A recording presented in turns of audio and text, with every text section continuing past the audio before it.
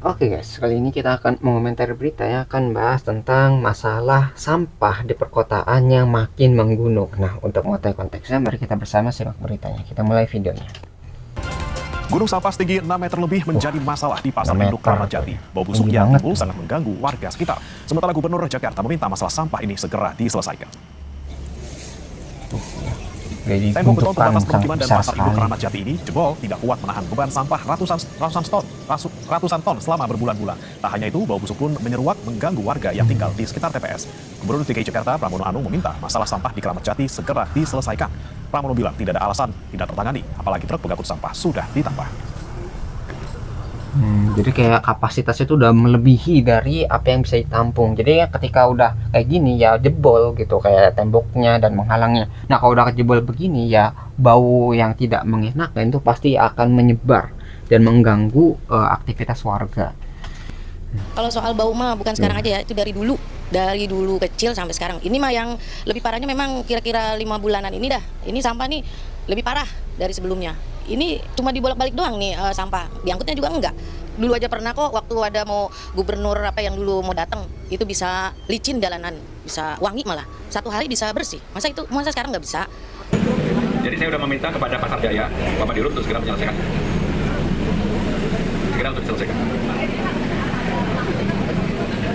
Kemarin kita sudah mengadakan truk tambahan hampir 100 truk di tahun 2025 kemarin.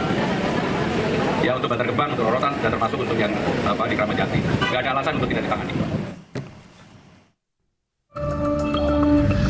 Inilah kondisi penumpukan sampah yang tak hanya terjadi di Jakarta, melainkan terjadi di pinggir Jalan Raya Kaliabang Ilir, Kelurahan Pejuang, Kecamatan Medan Satria, Kota Bekasi, Jawa Barat. Di mana-mana banyak Tumpukan sampah berbagai jenis ini sampah. tidak diangkut selama berbulan-bulan, hingga menimbulkan bau menyengat, mengganggu lalu lintas, serta dikeluhkan warga karena memakan sebagian badan jalan. Menurut warga, petugas mengangkut sampah beralasan tidak adanya armada, selain itu tidak diangkutnya sampah diduga akibat TPST Sumur Batu Bantar Gebang overload, sehingga banyak armada tertahan.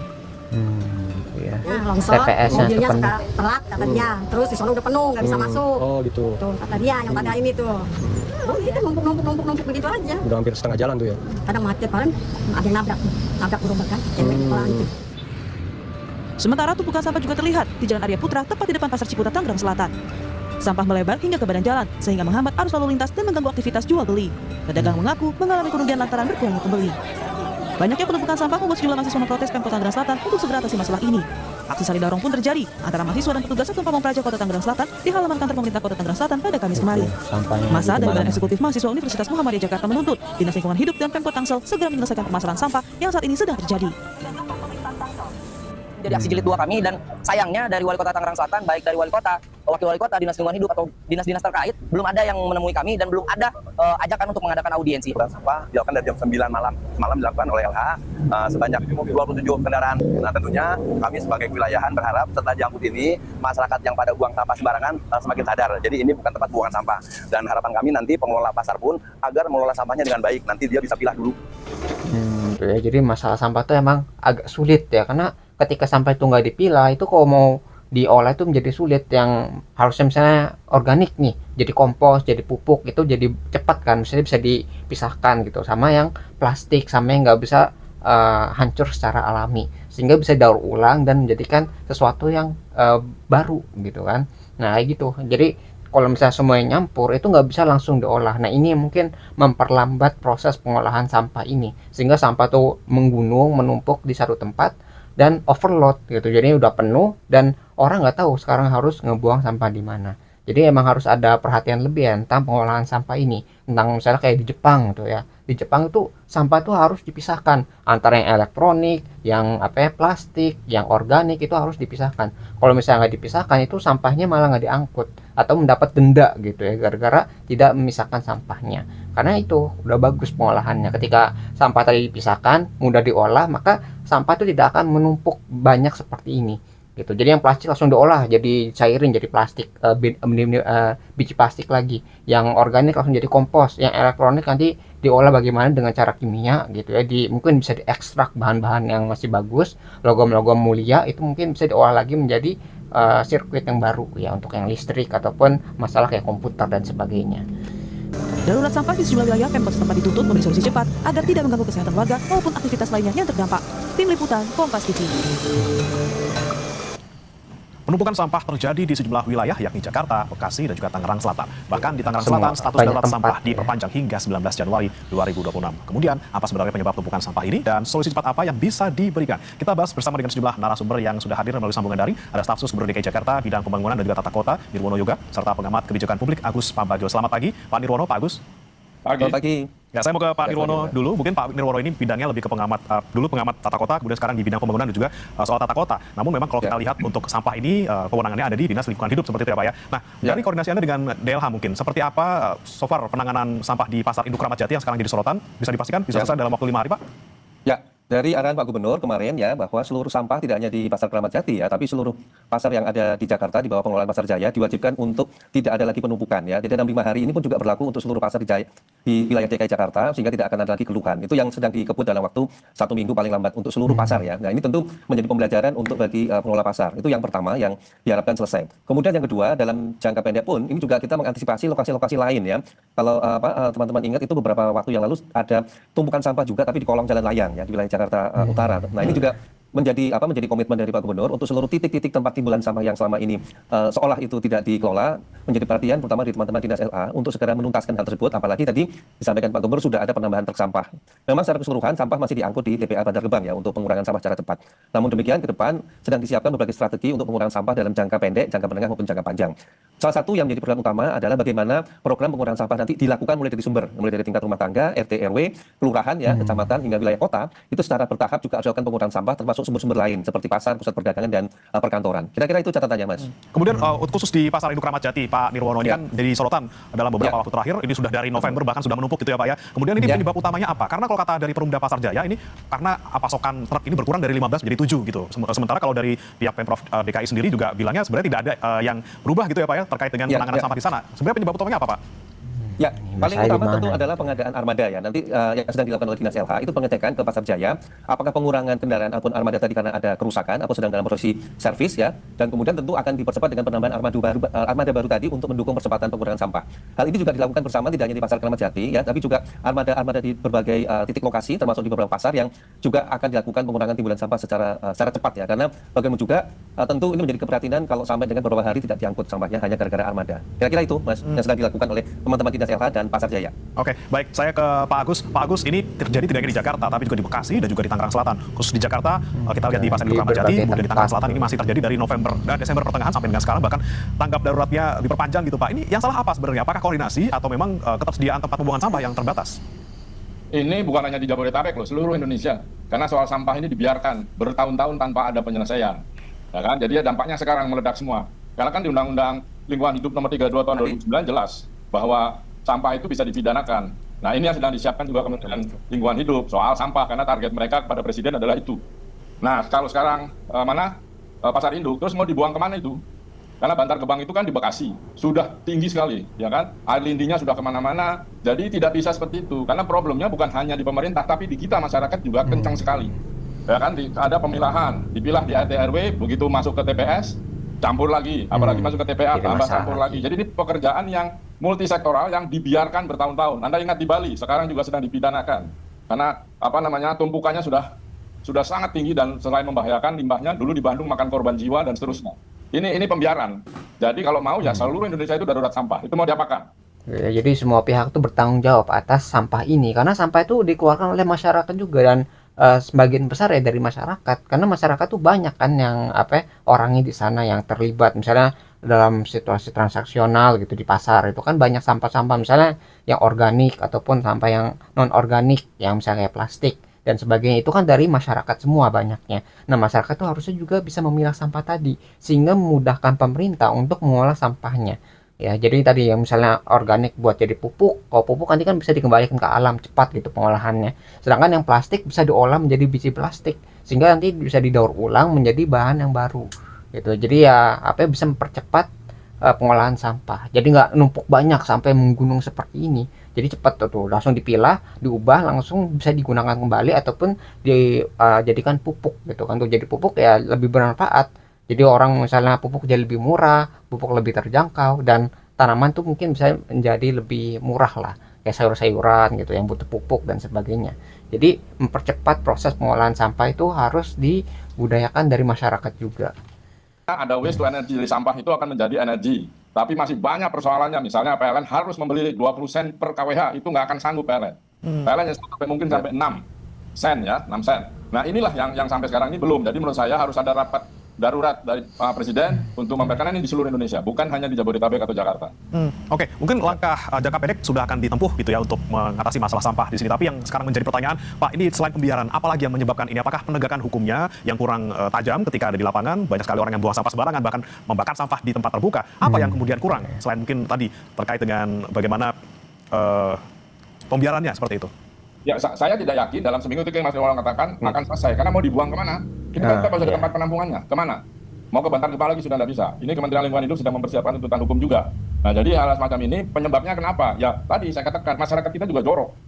Bisa buang sampah, tidak pernah mau menampung dulu sampahnya. Kalau di luar, di jalan, di mobil kan main buang aja ke jalan. Satu, ke sungai. Sungai itu nggak sampah, bukan saluran air di Republik kita tercinta ini. Nah, juga lalu lingkungan. Pemerintah sama daerah misalnya memilah. Sudah banyak sekali CSR perusahaan, sudah banyak yang membimbing masyarakat. Tapi itu tadi diambil di RT, digabungin satu, masuk TPS, sementara darurat apalagi masuk ke TPA. Penegakan hukumnya tidak ada.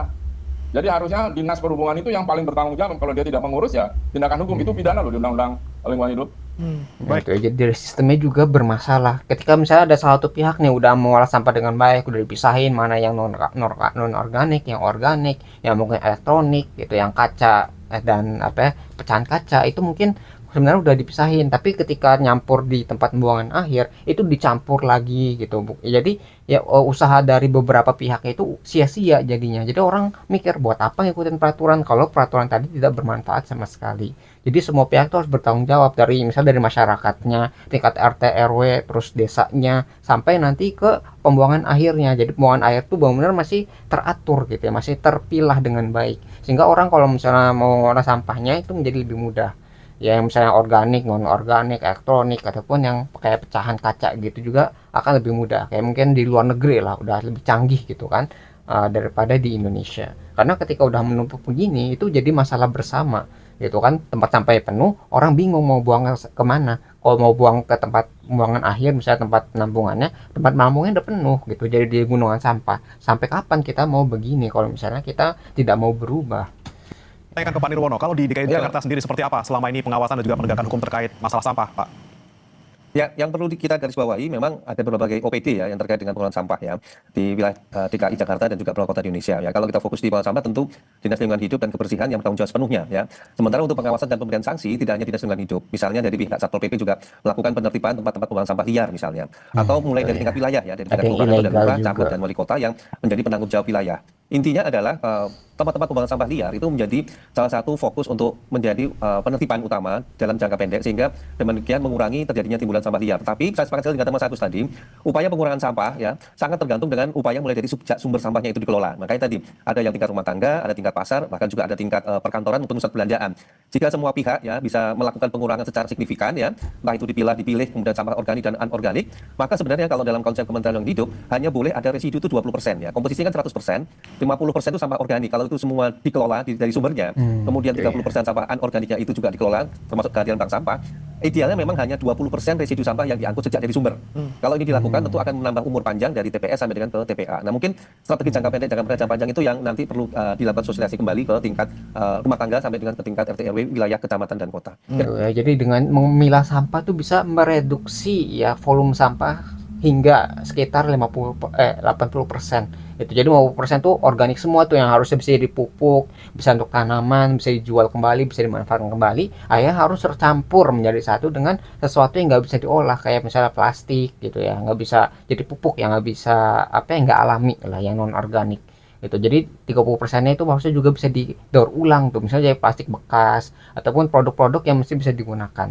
Jadi dengan bercampuran sampah ini akhirnya meningkatkan ya volume sampah yang harusnya bisa diolah. Yang harusnya cuma 20% ya, yang mungkin agak sulit, kayak misalnya barang elektronik, terus yang listrik, pecahan kaca dan sebagainya itu kan agak sulit ya untuk diolah. Nah mungkin itu yang 20% nah yang harusnya masuk ke tempat buangan akhir gitu, yang harus menggunakan tingkat lanjut lah untuk pengolahan sampahnya.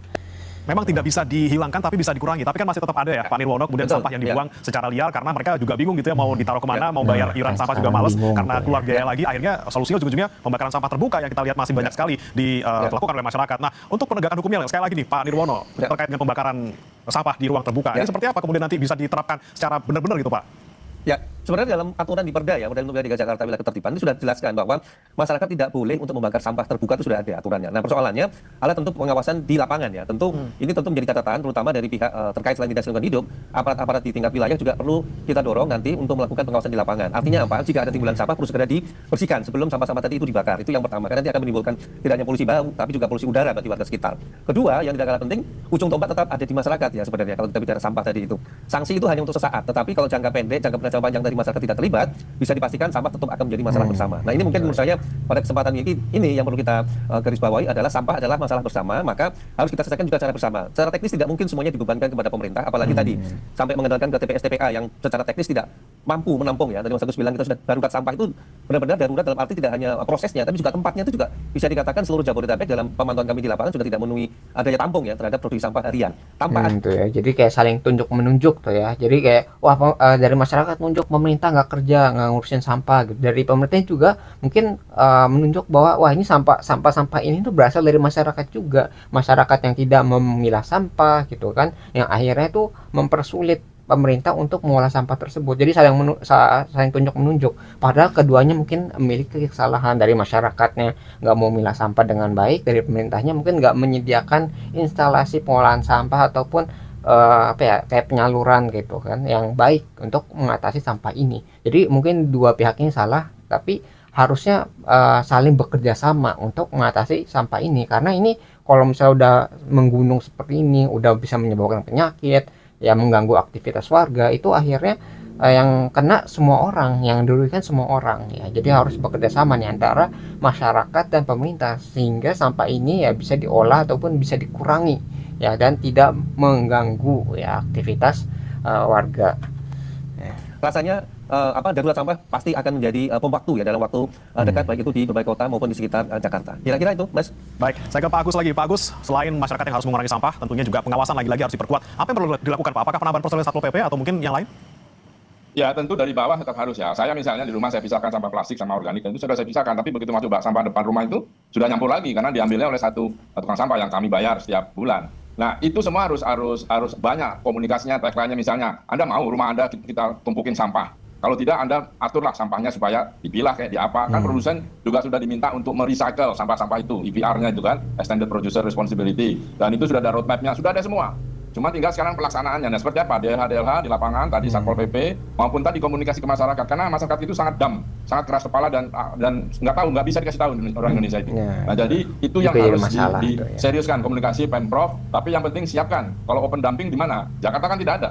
Mau di mana? Yang bekas itu sewa loh itu, dan itu sudah sangat tinggi sekali. Nah dulu pernah, karena kita tata ruang nih Mas Nirwono yang tahu, tata ruang kita amburadul, ya jadi nggak bisa kita atur di tempat TPA. Nah ini sekarang mau diapain? Oh paling bagus sekarang direklamasi aja, tuh seperti Singapura, sampah dipakai untuk reklamasi. Mau gitu, jadi PIK 2 itu suruh ngambil sampah-sampah Bantar Gebang kalau mau. Ya dengan teknologi bisa itu.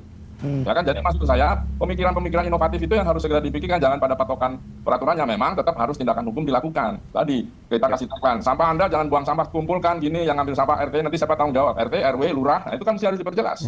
Kalau kita hanya sebentar sedikit aja enggak, ini sudah kasus sangat lama, mungkin dari saya SMA kali ya. Nah itu sudah tidak bisa dikontrol dan tidak ada tindakan apapun yang drastis, yang inovatif. Ya, listrik, energi untuk listrik, sampah untuk listrik itu bagus. Di Jepang kan di perumahan itu ada PLT sampahnya yang untuk menghasilkan listrik dan tidak bau. Jadi by teknologi itu bisa. Cuma niat kita bagaimana? Daripada uang dikorupsi itu, uang pajak aja ditimpe begitu, ya mendingan kita bikin sampah yang baik, tempat-tempat sampah yang baik. Nah, ini dia nih PR-nya untuk Pemprov DKI. Pak Nirwono, tadi sempat Anda sebutkan juga untuk jangka pendeknya tentunya penambahan armada truk pengangkut sampah, tapi juga ada jangka panjangnya gitu ya, yang saya dengar juga Pemprov DKI lagi menyiapkan PLTSA gitu di 3 titik. Nah, untuk solusi yang PLTSA ini, Pak Nirwono, kira-kira mulai kapan dan selesai kapan nih, Pak?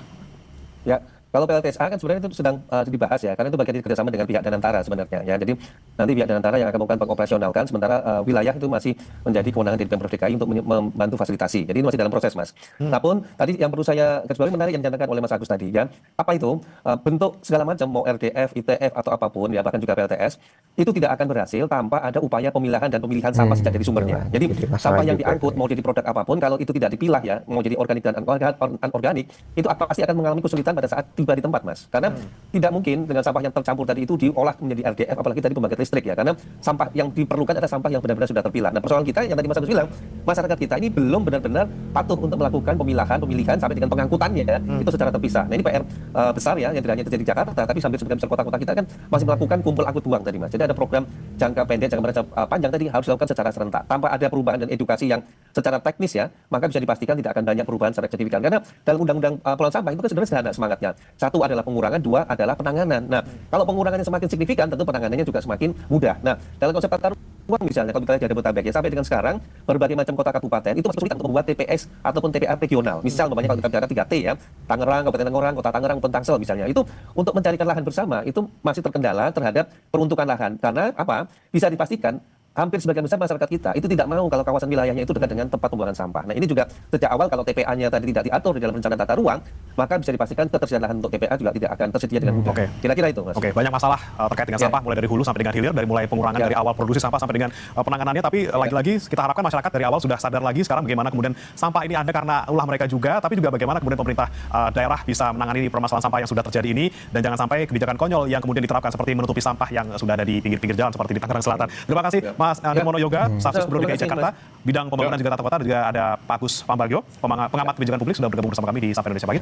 Jadi mungkin bisa dipelajari dari berita ini tentang masalah sampah yang makin menumpuk. Jadi masalah sampah itu nggak cuma masalah dari pemerintah yang pengolahannya saja, tapi masalah dari sumbernya juga ya, dari masyarakat yang banyak banget gitu, yang harusnya memisahkan memudahkan proses pengolahan itu tidak melaksanakan tugas mereka, sehingga pemerintah juga kesulitan untuk mengolah sampah tersebut. Jadi masalah ini mungkin diabaikan ya bertahun-tahun. Akhirnya ketika sampah udah menumpuk, udah besar, udah TPA-nya itu udah nggak mampu menampung lagi, itu sekarang menjadi masalah bersama. Semuanya saling menyalahkan, dari masyarakat menyalahin pemerintah, pemerintah nyalahin masyarakat ya. Jadi saling tunjuk menunjuk, padahal semua pihak di sini adalah memiliki kesalahan gitu ya. Dari masyarakat yang mungkin mempersulit ya, dari pemerintahnya juga tidak mau ngurusin. Nah, inilah yang akhirnya menjadi komplikasi berat gitu ya. Ketika udah menjadi besar gini, sekarang yang jadi masalah sampah ini mau dikemanakan jadinya gitu, kan udah menumpuk besar gitu. Kalau misalnya mau dipindahin kemana